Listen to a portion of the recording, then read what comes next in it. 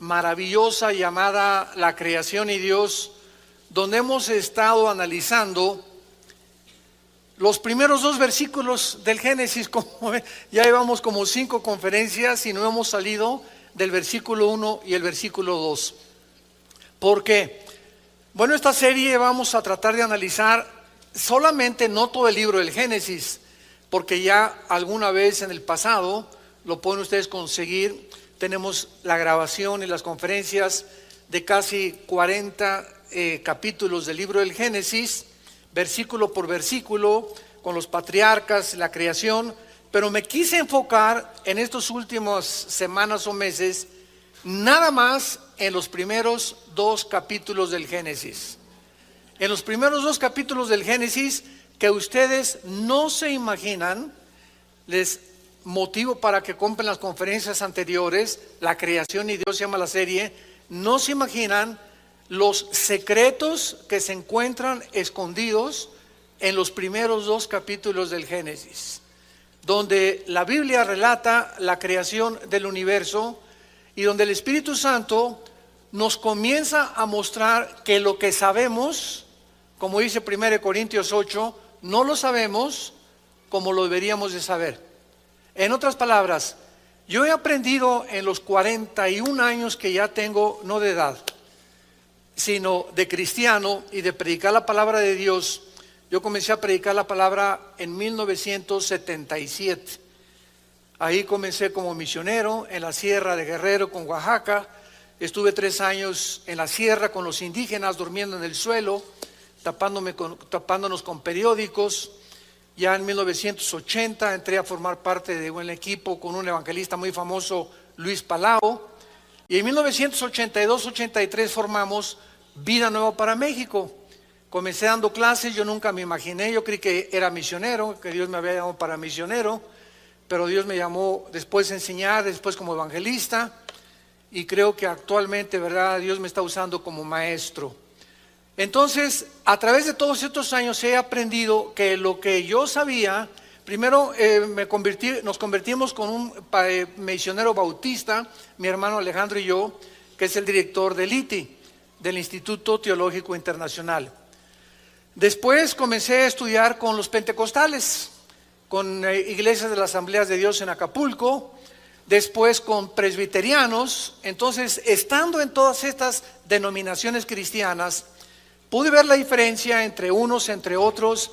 Los presbiterianos enseñan la teología de la reforma, el pentecostalismo, ¿verdad?, pues le ponen más énfasis a los dones espirituales. Los bautistas le ponen más énfasis al evangelismo y a ganar las almas.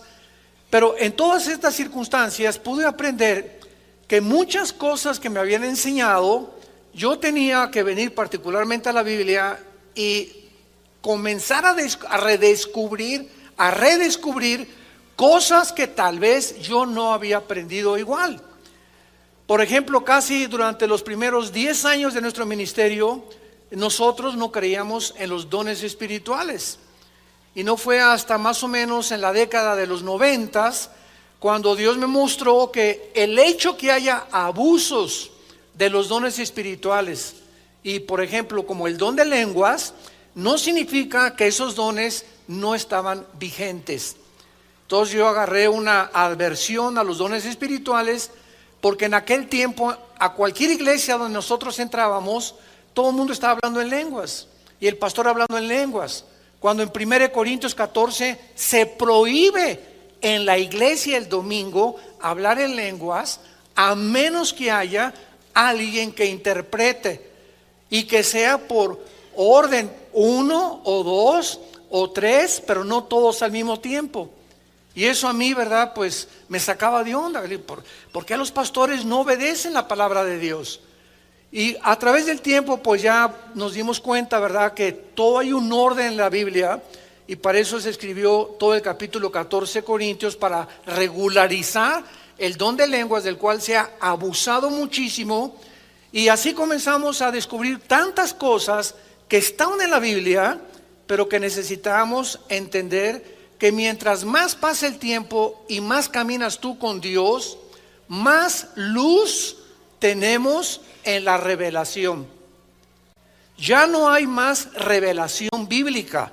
La Biblia es un libro sellado, donde termina con Apocalipsis diciendo que nadie hay que agregarle ya nada. Dios ya no tiene nada que decirnos del infierno, del cielo, de los ángeles, de la vida, de la muerte, de la resurrección, más lo que está aquí. Entonces todo lo que Dios tenía que decirnos se encuentra aquí. Ya no hay tal cosa como que tengo una nueva revelación. Espérame, tienes una nueva iluminación de lo que ya está revelado, pero nuevas revelaciones ya no hay, porque la Biblia está completa. Y si pudiéramos decir que hay más revelaciones, pues nunca acabaríamos de llenar la Biblia.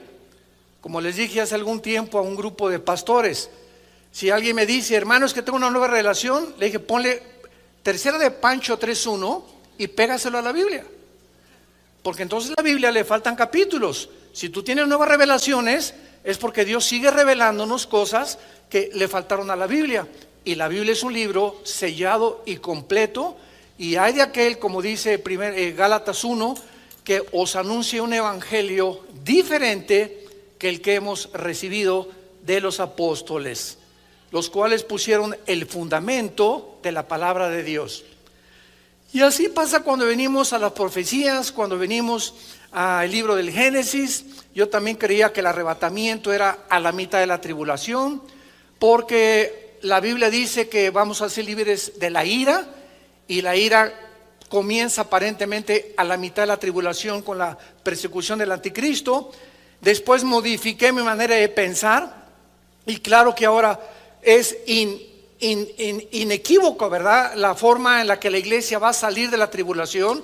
Y no vamos a atravesar la tribulación, vamos a salir antes de los 7 años. Se llama el pretribulacionismo, porque está clarísimo con las profecías de Daniel. Entonces, cuando pones en la Biblia Ezequiel, Daniel, Zacarías, Apocalipsis, y armamos el rompecabezas completo, tenemos la visión de poder entender claramente, sin sacar algo de Daniel o algo del Apocalipsis y no tomar en cuenta las demás partes de la Biblia. Ahí es cuando se forman herejías. ¿Qué es una herejía? Es una verdad llevada al extremo, nada más. Es una verdad. O sea, las lenguas existen, pero llegó el momento que comenzaron a enseñar que si tú no hablabas en lenguas, no tenías el bautizo del Espíritu Santo. Eso es una herejía. ¿Por qué es una herejía? Porque si una persona recibe a Cristo y le falta algo, es una persona mocha. Es como un niño que nace y que te falta el páncreas, o naciste sin el hígado. Espérame, eres un fenómeno, no eres una persona completa. Entonces, cuando nacemos en Cristo, estamos completos, dice Colosenses capítulo 2, y no nos falta nada. Hemos sido convertidos, transformados, regenerados por el Espíritu Santo, ungidos con el Espíritu Santo y bautizados con el Espíritu Santo en el momento de la conversión. No nos falta nada más que crecer en la gracia y el conocimiento de Cristo y mantener esa llenura que viene después. Pero ya tenemos al Espíritu Santo, ya fuimos bautizados y unidos a Jesucristo, ya hemos sido ungidos y no hay otra unción. Acuérdense ustedes en muchas iglesias, ¿verdad? ¿Cómo que otra unción más fresca? O sea, ya no hay más unciones. Dice 1 Juan capítulo 2, 21, que la unción que recibimos permanece en nosotros. Y esa unción, que es el Espíritu Santo, simplemente Él quiere más de nosotros, no nosotros más que de Él. Hay canciones que también dicen, Espíritu Santo, lléname, espérame tantito, te va a contestar. No, yo quiero que tú me pidas que yo pueda darme oportunidad de entrar a tu vida, quita más pecado de tu vida y te voy a llenar. No es a la sopa marucha, no es instantánea. Queremos más de ti, Señor, queremos más de ti, Señor. Él es el que quiere más de nosotros, no nosotros de Dios. Él está esperando que nosotros le abramos más campo en nuestra vida, más santidad en nuestra vida, para que Él pueda llenarnos más con su Espíritu. Entonces vemos que a través del tiempo vamos entendiendo muchas cosas. Y es igual con la oración. Comenzamos a orar y vamos a reunirnos a orar, hermanos. Y comienza un hermano, y el otro por acá y el otro por allá. Oye, cállense por favor todos. La Biblia dice que cuando alguien ora, nos pongamos de acuerdo en el que está orando. ¿Cómo ponemos de acuerdo si todos están orando al mismo tiempo? Pero son costumbres que entraron a la iglesia cristiana. Entonces, cuando hay una reunión de oración, no estamos todos, por acá, y sí, Señor, y no, por acá, Señor. Total que no me dejan ni orar. De tanto grito y de tanto sombrerazo, ¿verdad? Como decimos en mi pueblo. Entonces, cuando estamos orando, tiene que haber un orden y alguien lleva la oración y los demás nos ponemos de acuerdo en la persona que está dirigiendo la oración. Pero si oramos todos al mismo tiempo, ¿cómo podemos ponernos de acuerdo con el que está dirigiendo la oración? Y así pues hay tantas cosas y tantos defectos en la vida cristiana porque somos imperfectos. Pero mientras más pase el tiempo, más vamos teniendo más orden, conociendo mejor al Señor, la forma como las cosas deben de hacerse. Hay iglesias también, ¿verdad?, en las que yo llegaba y un hermano comenzaba a correr por todo el pasillo. Y vuelta. Pero yo digo, oye, ¿hay un maratón aquí en la iglesia o qué, no? Y corriendo el hermano y quitándose el saco y otro girando como pirinola ahí a la mitad de los pasillos y aventando las cosas que él traía. Y espérame tantito. Dice la Biblia, hágase todo con orden, porque Dios es un Dios de orden. Y en esta iglesia aparece el circo Ataide. Entonces, todas estas cosas que han entrado a la iglesia y que todavía en muchas iglesias siguen operando de esta manera, es por la ignorancia de la palabra de Dios. Nada más, porque no hay suficientes estudiantes ni personas que quieran buscar a Dios, porque Dios quiere que nosotros podamos conocerle y hacer las cosas de acuerdo a como Él las ha ordenado. Y si tú le das la oportunidad a Dios a través de tu vida y de tu comunión con Cristo todos los días, de que el Espíritu Santo hable a tu vida, vas a descubrir la verdad. Y ¿sabes una cosa? Vas a ser libre. El día que conozcas la verdad te hará libre. Libres de paganismo, de tradiciones, de falsas enseñanzas, de herejías, de cosas y costumbres que entran a las iglesias y que se aceptan como si fueran una verdad. Porque dice el dicho que cuando una mentira se repite 100 años, se acaba aceptando como una verdad. Muy bien. En el libro del Génesis, capítulo 1, el versículo 1 es el versículo más científico que hay, independientemente de los que vamos a ir descubriendo. En este estudio que hemos abordado acerca de Dios y la creación, estoy introduciendo la astrofísica, la física, la astronomía y todo lo que en el campo científico se ha descubierto siglos después de cuando se descubrió la Biblia, o siglos después cuando la Biblia ya estaba realmente hablando de cosas que los científicos después descubrieron para comprobar que la Biblia tenía razón. Y estas evidencias, por eso es tan linda esta serie, es para darles a todos ustedes jóvenes universitarios principalmente municiones, para que tengan información, porque el pueblo de Dios perece cuando no hay conocimiento. Y cuando no tenemos el conocimiento suficiente, tú entras a la universidad y te vas a encontrar con maestros ateos, humanistas, materialistas y evolucionistas.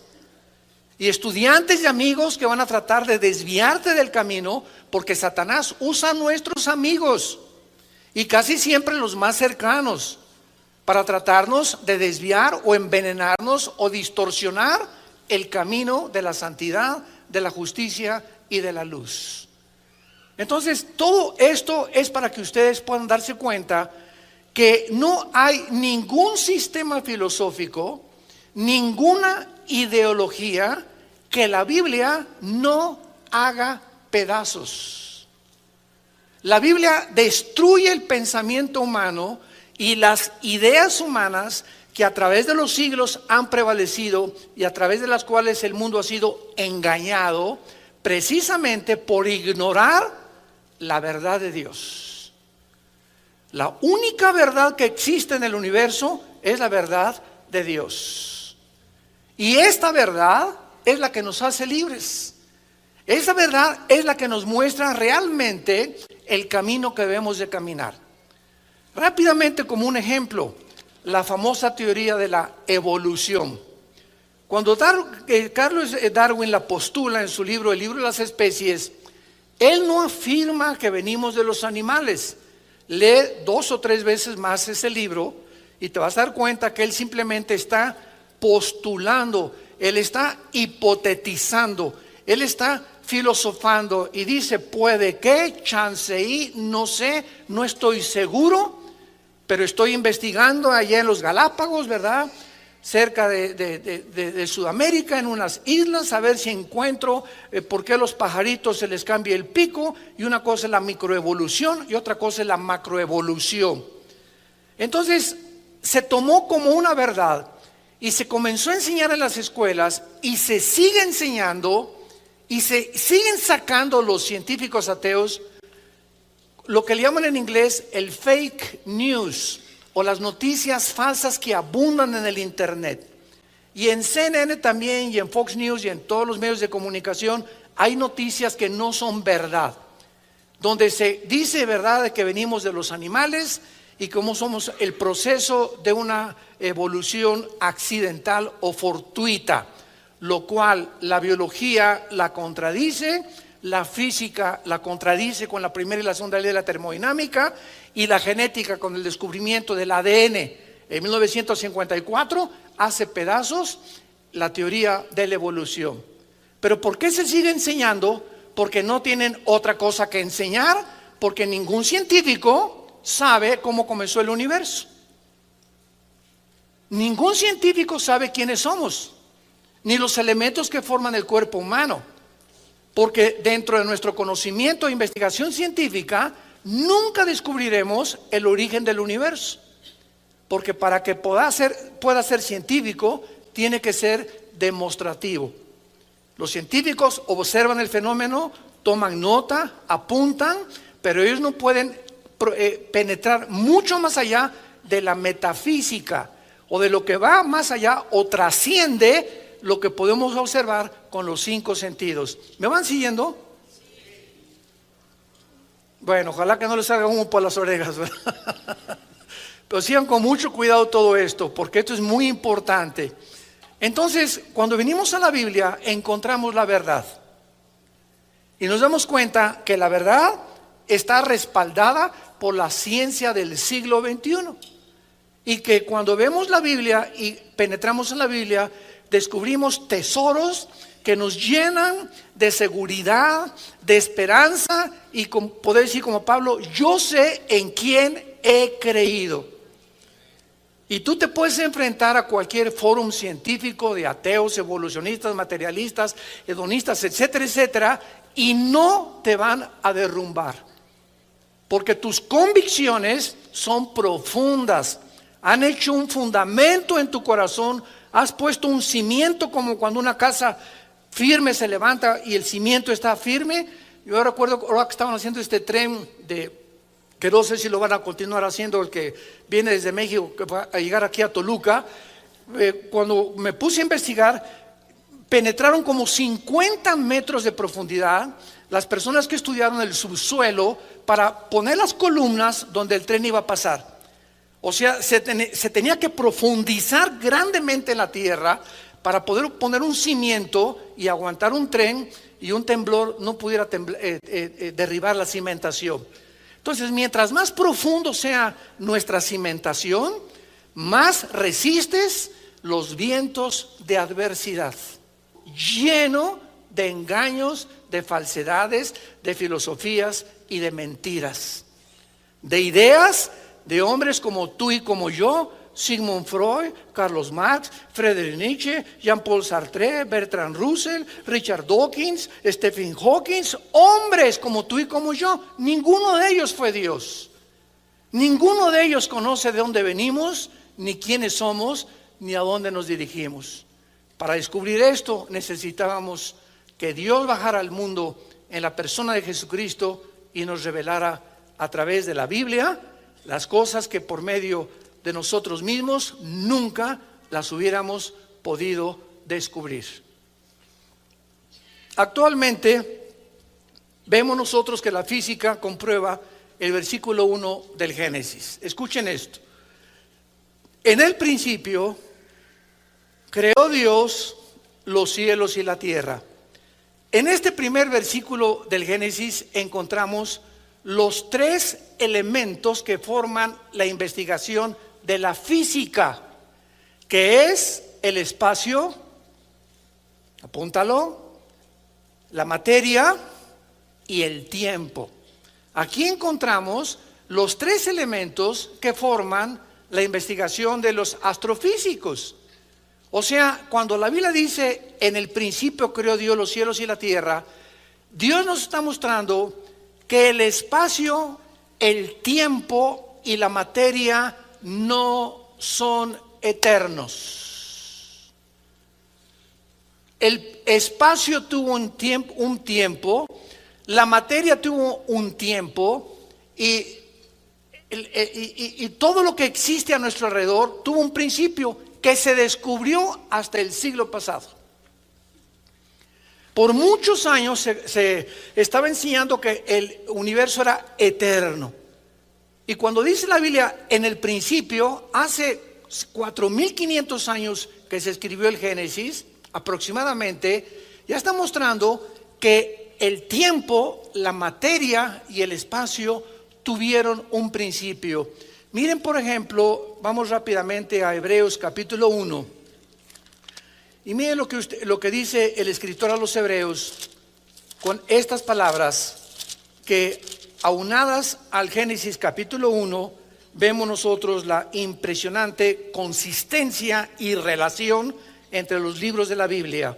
Dice Hebreos capítulo 1, versículos 10 al 12.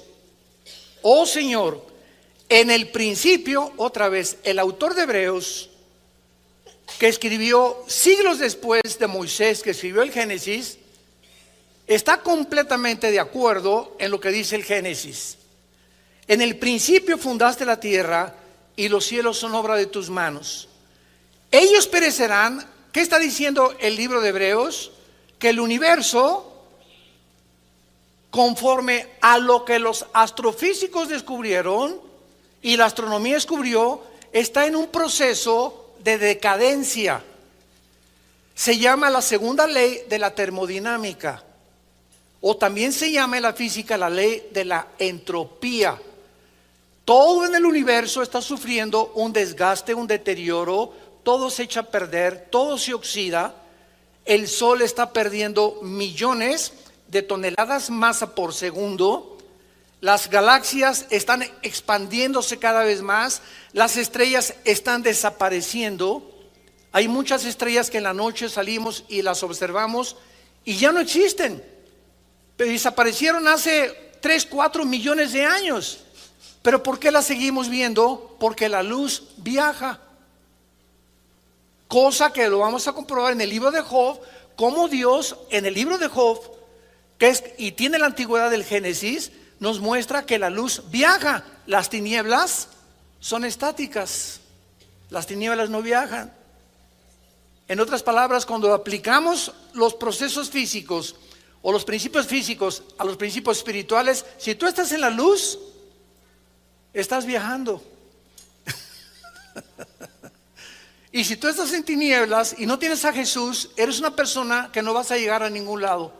Estás como trompo, así nada más dando vueltas como en el desierto. Ya tienes 10, 15, 20 años en tu vida. No has llegado a ningún punto en tu vida, porque solamente cuando estás en la luz viajamos en línea recta.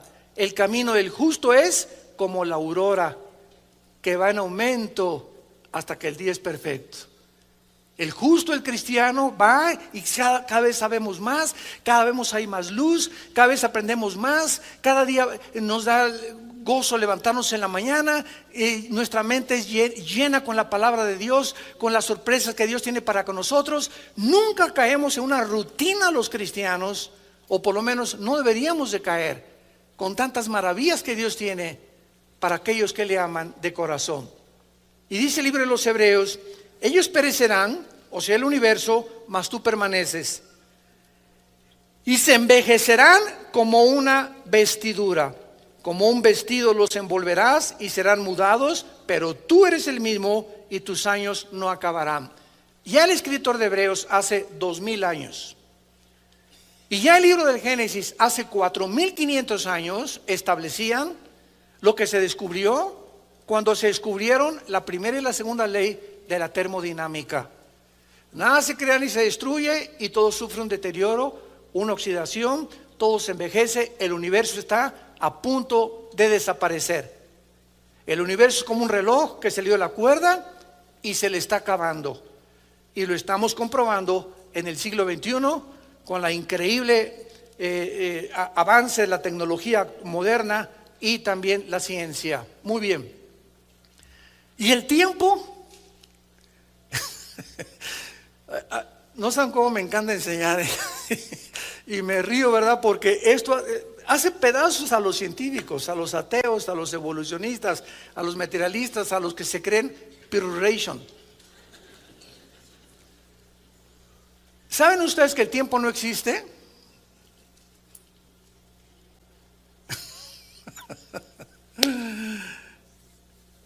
Si hubo un tiempo cuando comenzó el tiempo, vamos a ver, Dios habita la eternidad, ¿ok? Síganme con mucho cuidado. En la eternidad no existe el tiempo. Cuando Dios se revela a Moisés en Éxodo capítulo 3, Dios le dice a Moisés: yo soy el que soy. O sea, yo soy en el presente. Entonces, Dios es el Dios del presente. Si en la eternidad existiera el tiempo, pues hubo un tiempo que comenzó la eternidad. Y cuando hablamos nosotros de la eternidad, creemos que es un punto que comienza aquí y la eternidad es, nunca va a acabar esa raya. Pero no es la forma como la Biblia mide la eternidad. Es como la medimos nosotros. Porque si hay un punto donde decimos que aquí comenzó la eternidad y la eternidad es algo que continúa por los siglos de los siglos de los siglos, entonces la eternidad tuvo un principio. ¿De acuerdo? Pero la eternidad nunca ha tenido un principio ni ha tenido un fin. Dice en Isaías la Biblia que Dios habita la eternidad y con los quebrantados de corazón. Entonces Dios habitaba la eternidad y Dios es luz.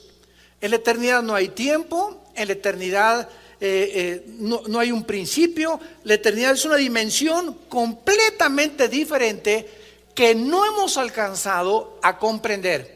Síganme con mucho cuidado. Cuando Dios dice en el principio, Dios deja la eternidad y pone una dimensión nueva, que es la dimensión en la que tú y yo estamos viviendo, que es de 4 dimensiones. Nosotros estamos en un universo de 4 dimensiones, que es la altura, la profundidad, la anchura, y en 1942, en el siglo pasado, un científico alemán que huyó a tiempo del nazismo, llamado Alberto Einstein, descubre con una fórmula que él postula, que es la E igual a mc al cuadrado. La energía es igual a la masa por la velocidad de la luz al cuadrado, el tiempo. Entonces, Alberto Einstein introduce lo que la Biblia decía, que el tiempo es relativo. De ahí viene la teoría de la relatividad de Alberto Einstein. ¿Qué quiere decir? Pongan atención. ¿Cuándo fue escrito Apocalipsis? Hace 2000 años. ¿Amén? ¿O no? Bueno, Apocalipsis fue escrito por el apóstol Juan hace 2000 años. ¿Tú ya habías nacido hace 2000 años? Ni yo tampoco. Juan viaja 2000 años en el tiempo y ve lo que ya sucedió, lo que no ha sucedido y lo que está por suceder. Les dije que les iba a salir humo. ¿No es precioso esto? La Biblia es el único libro de los billones de volúmenes que existen en el universo, en las librerías, hiperdimensional. Nadie se hubiera imaginado, ni se le hubiera ocurrido ni a Julio Verne, ni a los más grandes personas de ciencia ficción, de que esto pudiera ser una realidad. Entonces Juan hace 2000 años escribe algo que él vio al anticristo, los sellos, los juicios, el mar se convierte en sangre, las trompetas. Él lo estaba viendo que estaba sucediendo. Y Juan regresa otra vez 2000 años a su cuerpo y nos escribe algo que él vio, que cuando lo estaba viendo estaba sucediendo, que no ha sucedido y que está por suceder. Entonces nos damos cuenta que el tiempo no existe. El tiempo es relativo. El pasado puede estar en el presente en el futuro en el pasado. Y cuando comenzamos a divagar y a pensar en todas estas cosas, decimos, Dios mío, comienzo a entender ahora cómo los santos en la Biblia y los profetas en la Biblia los llevaste al futuro. Otros viajaron hacia el pasado, como Ezequiel. Ezequiel se encontraba preocupado. ¿Por qué, Señor, a Israel lo llevaste a la cautividad babilónica con el rey Nabucodonosor? Y ahí estaba Ezequiel en el capítulo 2 y 3 de Ezequiel, muy preocupado, y el capítulo 8 y 9 de Ezequiel. ¿Y saben lo que hace Dios? Ezequiel estaba preguntándose por qué Dios castigó a Israel en la cautividad 70 años en Babilonia. ¿Saben lo que hace Dios? Dios saca a Ezequiel de su cuerpo, en su espíritu, y lo traslada al pasado. Y le dice Dios a Ezequiel, en el capítulo 8 y 9 de Ezequiel, quiero llevarte al pasado para que tú veas en el pasado lo que estaban haciendo los líderes de Israel y por qué los castigué. Y entonces Ezequiel escribe que los líderes de Israel y casi todos los varones de Israel tenían infectada la mente con pornografía. Toda la mente de ellos estaba sucia con todas las inmundicias que Dios les prometió y las escribió en el libro de Levítico capítulo 18, 9, 20, 21 y 22. Sexo con los animales, sexo hombre con hombre, mujer con mujer, bestialismo, sadomasoquismo, etcétera, etcétera. Y dice Dios, esta es la razón por la cual los castigué. Y entonces ya Ezequiel regresa otra vez al tiempo donde él se encontraba y comienza a adquirir una visión mucho más amplia de por qué Dios es justo cuando Él envía juicios al mundo. Y es lo que los seres humanos no comprendemos en el siglo XXI. ¿Por qué mandó Dios un tsunami en Indonesia? Ay, hermano, y en el último tsunami de Indonesia se murieron, el 45% eran pequeñitos, eran niños menores de 10 años. ¿Qué Dios tan feo y tan falta de misericordia? Así pensamos los seres humanos. Y cuando comenzamos a investigar, nos damos cuenta que en Indonesia es uno de los países, es una isla de lo más pagano que existe, y que la prostitución, como en Singapur se comenzó a quitar, es donde más hay en el mundo. A esos niños que Dios se los llevó en el tsunami, fue un acto de misericordia, de llevárselos al cielo para que no crecieran y se prostituyeran. Fíjate cómo cuando cambias el foco y el vidrio para ver las cosas, te das cuenta que los pensamientos de Dios no son nuestros pensamientos. Pero por nuestra mente tan reducida que tenemos y nuestra falta de capacidad de entender que son más altos que nosotros, siempre nos ponemos de jueces de Dios. Si yo hubiera sido Dios, no hubiera permitido este accidente. Si yo hubiera sido Dios, espérame tantito, pero tú no eres más que un renacuajo con cerebro de caracol.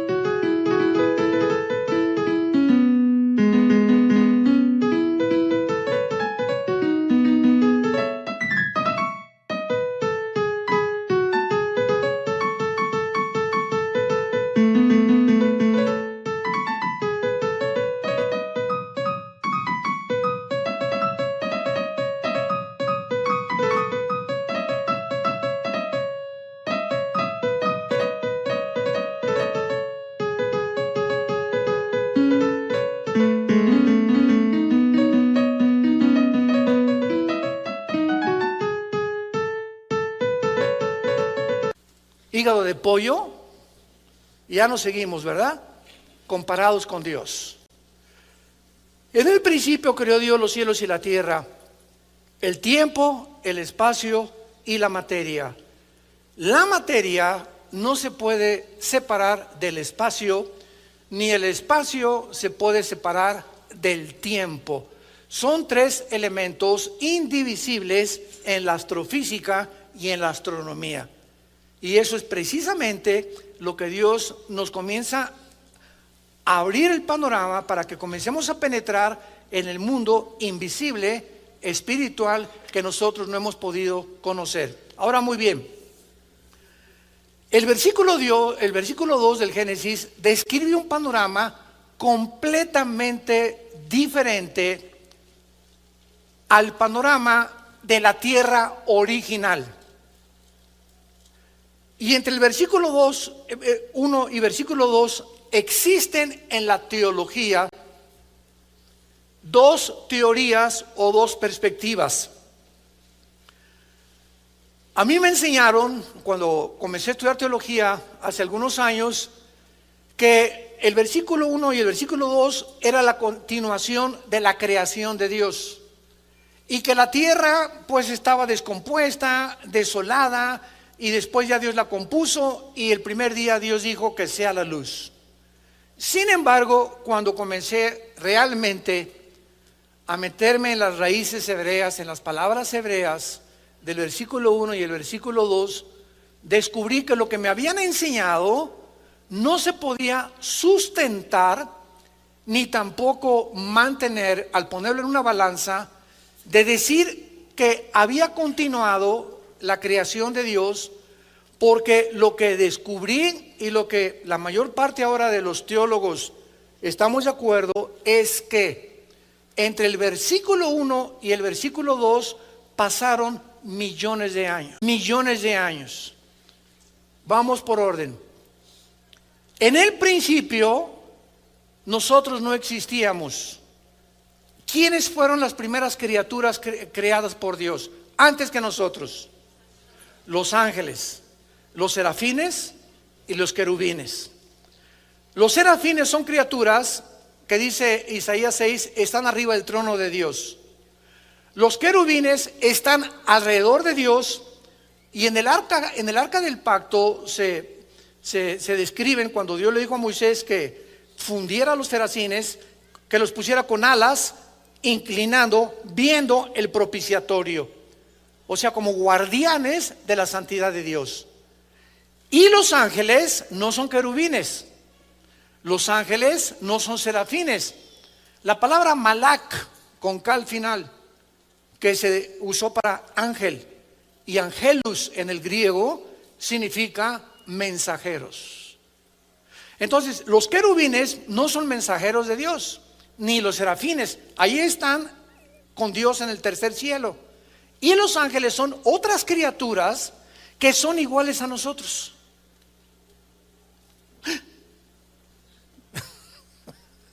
Siempre que la Biblia describe ángeles, los describe con cuerpos humanos.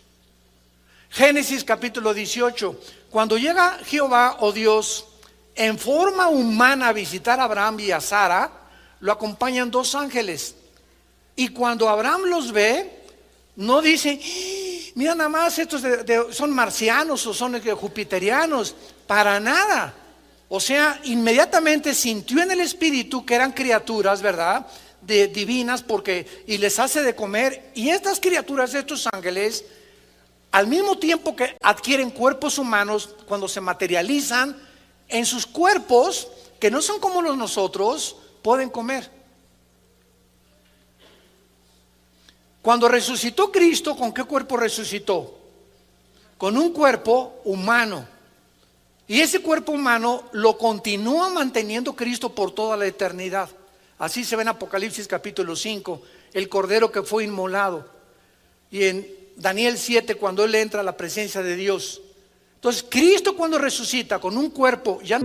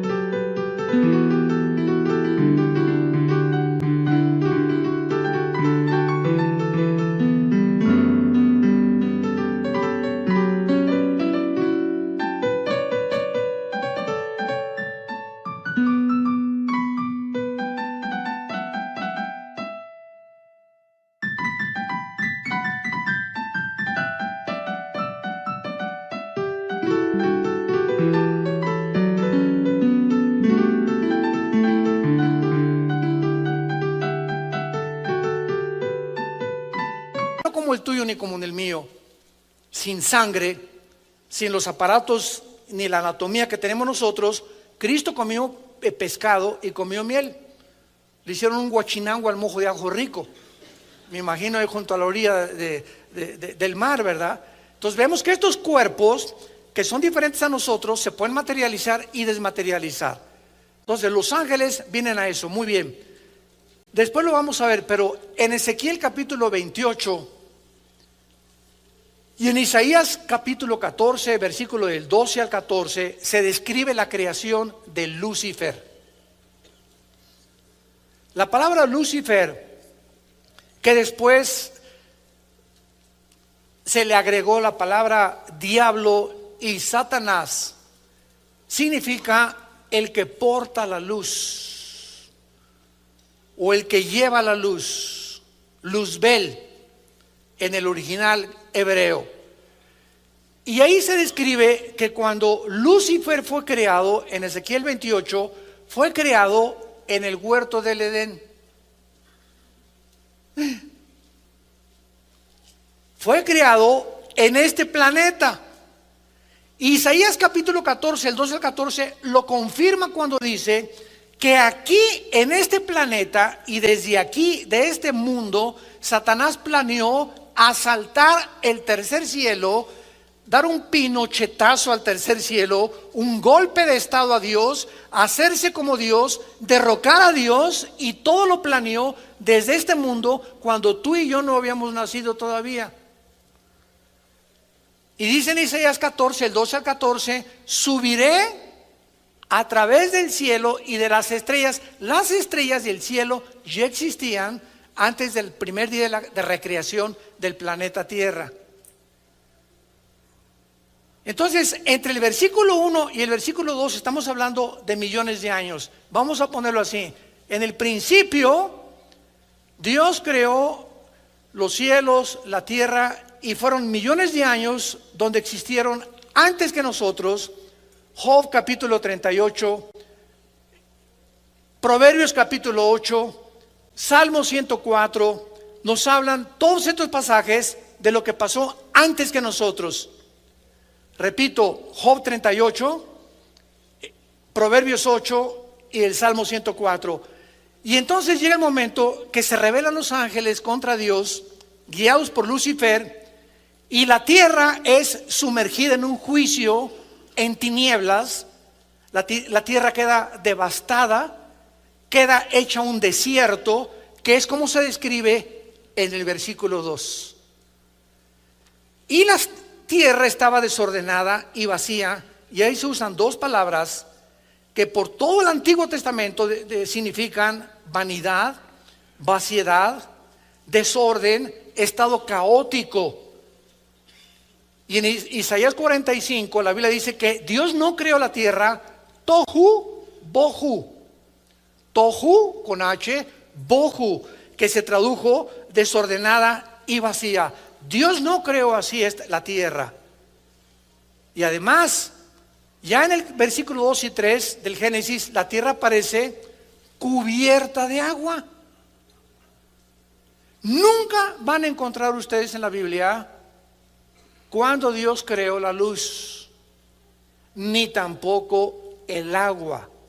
Lo que Dios creó en el versículo 3 y 4 fueron las tinieblas, como lo confirma Isaías capítulo 45.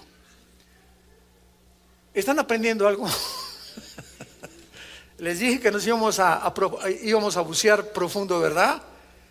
Ya basta de la lechita, vamos a sumergirnos en la Biblia, las maravillas de la Biblia. Entonces, en el versículo 2 aparecen palabras que no tienen que ver nada con la creación original de la tierra. Entonces, en el principio pasaron millones de años y llegamos al principio cuando Dios comienza a recrear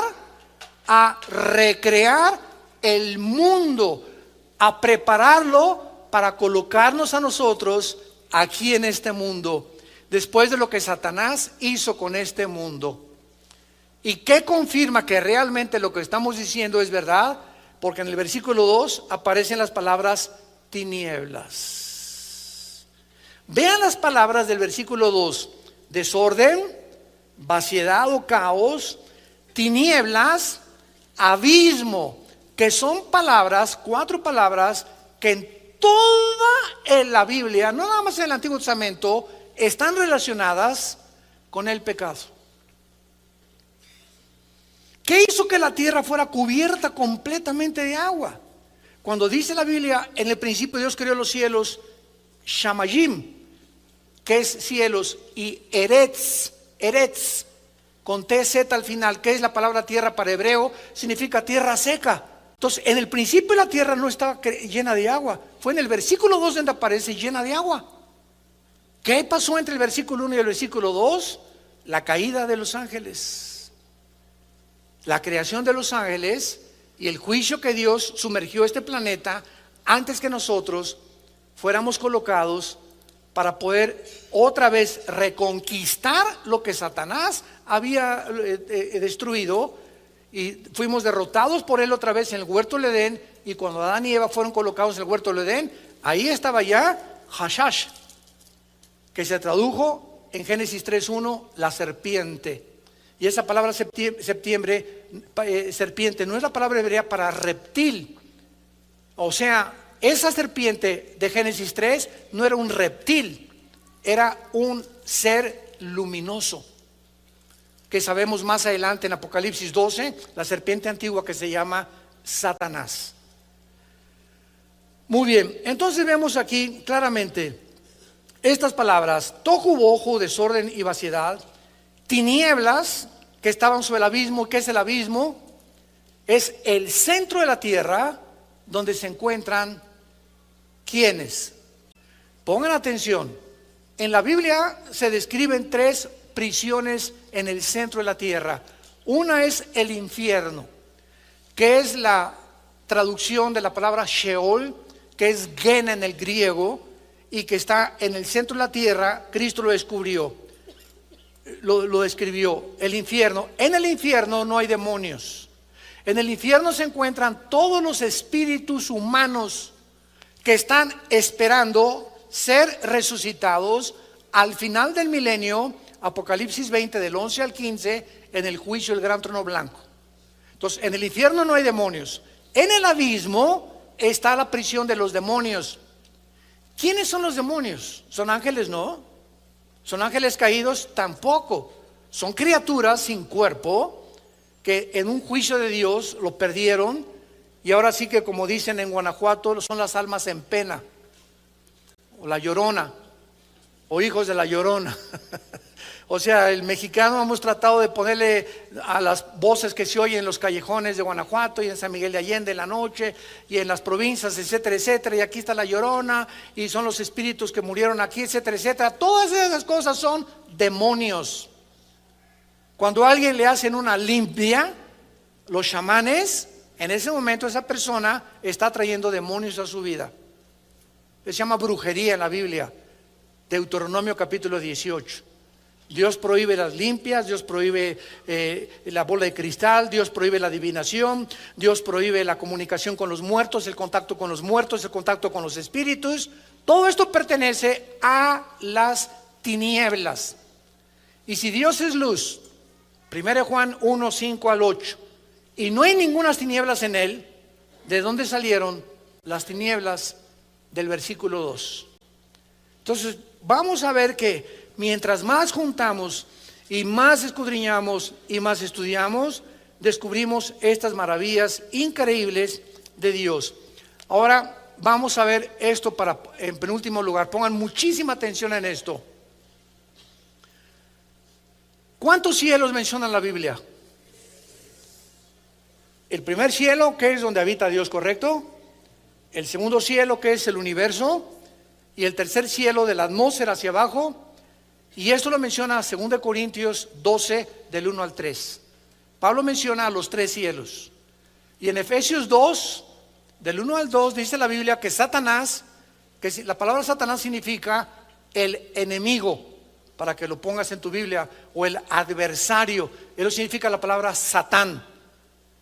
Y la palabra diabolos, que aparece hasta el Nuevo Testamento, significa el acusador, el que acusa a los hermanos, pero su nombre es Lucifer.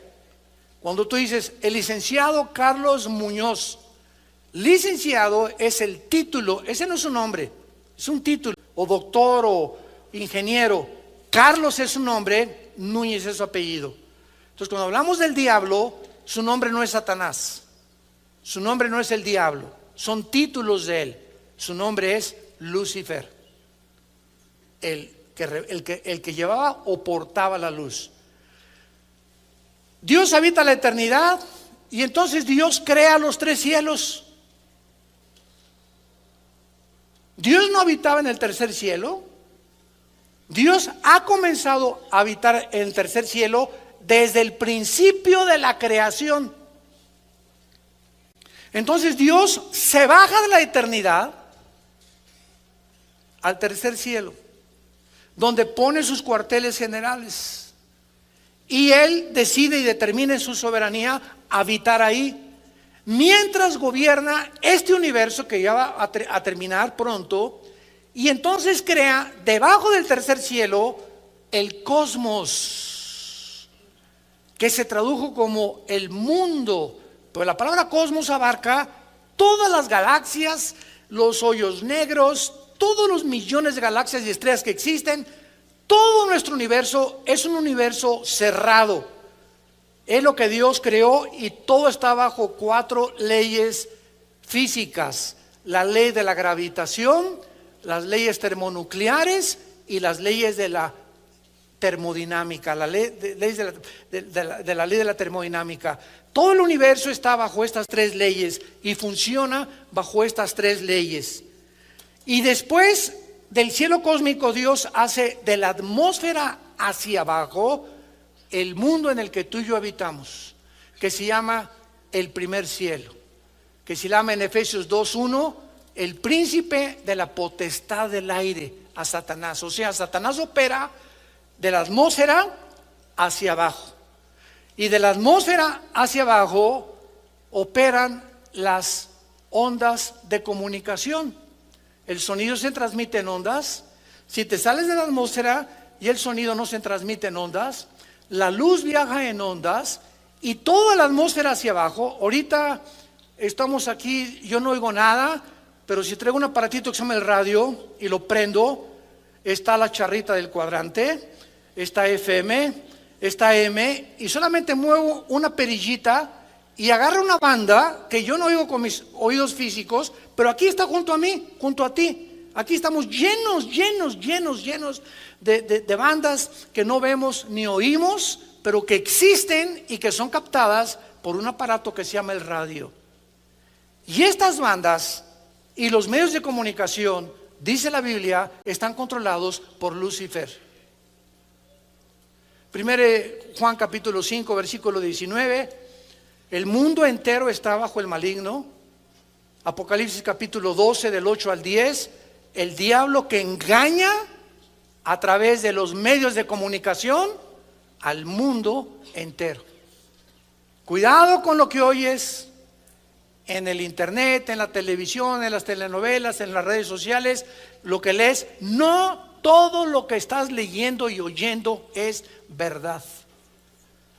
La mayor parte de la información que reciben los seres humanos está distorsionada, alterada y pervertida por las películas, por las magazines, por las telenovelas, por el internet, por todo lo que existe actualmente.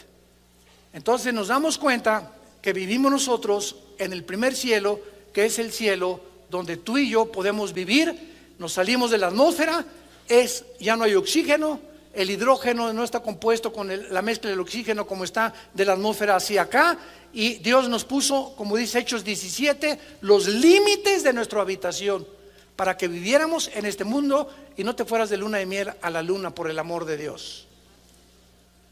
¿Quién va a preferir la luna a Cancún? Hemos comenzado con 2 versículos de la Biblia. Tenemos 6 conferencias con estos 2 versículos, para que vean ustedes a dónde nos quiere llevar Dios, escudriñar las Escrituras. Juan 5:39, hagan pozos, escarben, búsquenme y van a vivir, dice Dios en toda la Biblia. pero ya no hay estudiantes de la Biblia, demasiado tiempo en la televisión, ni Aliti vienen los sábados a querer estudiar más teología. Los cristianos están llenando las iglesias de personas sin conocer a Dios, ni tener convicciones profundas en sus vidas para poder pararte delante de cualquier auditorio, en tu universidad, en un foro científico con maestros, y los haces pedazos a cualquiera que quiera levantarse contra el conocimiento de Dios. Segunda de Corintios 4 del 8 al 10, refutando argumentos y toda altivez que se levanta contra el conocimiento de Dios, y llevando cautivo todo pensamiento a Cristo Jesús. Te damos gracias, Señor, en esta mañana por tu palabra.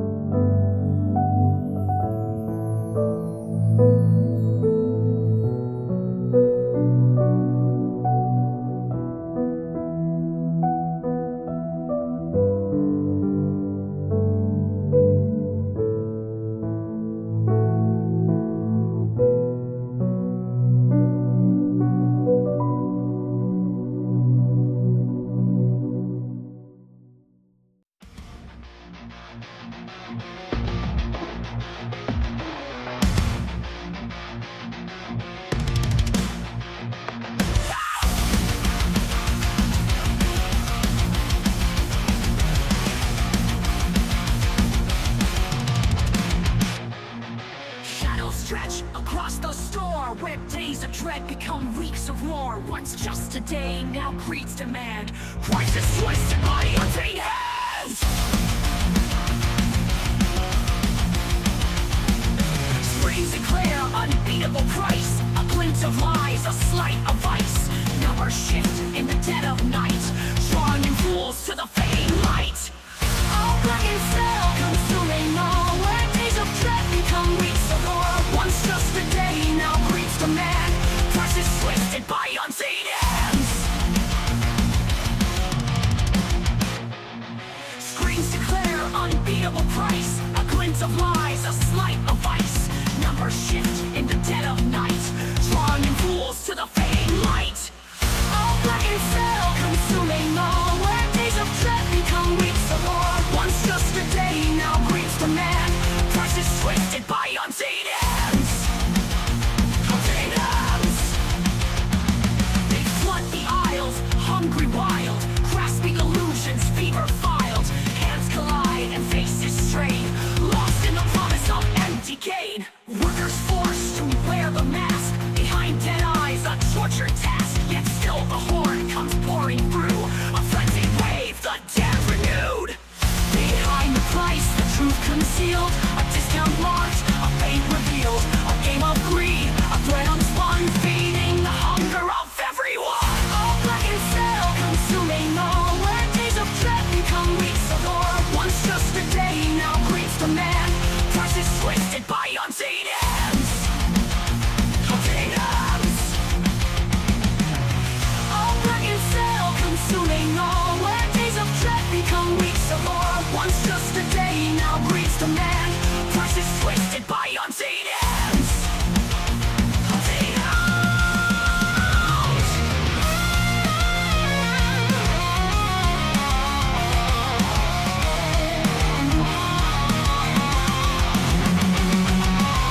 One step back, pulse from the fray, watching the masses drift away. For what is won and what is lost when peace awaits at no such cost.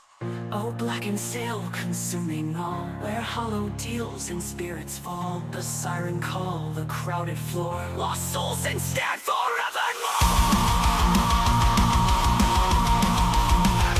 Walk away from this vicious sprawl, find release in the silent call. Let others claw, let others bleed, for freedom lies and forsaking need.